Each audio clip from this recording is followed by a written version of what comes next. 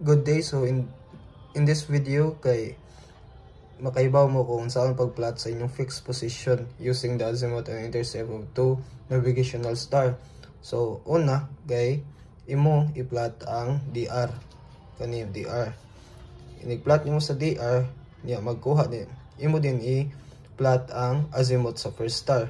Na kay azimuth sa first star, imong i-co-underate then drag nimo sa point sa imong DR.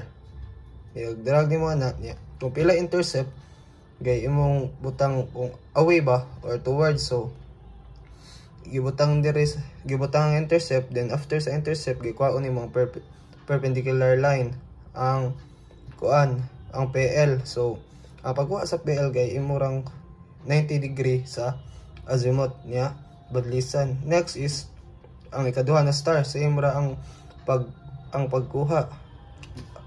Kung ano nimong azimuth sa second star, then drag padong sa imong DR position. So makuha na nimo adto ka magbadlis towards ba or away, di ayon badlis, then kuhaon nimo ang intercept.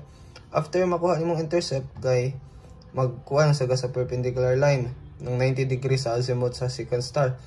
Anya para makuha nimo sa ang fixed position kay katong duha ka PL kay kung asa sila nag-intercept mo na yung fixed position, so mao ni then imo na circulan, then imong butangan sa unsay latitude ana og ang longitude. Ingon na on ra. Thank you sir.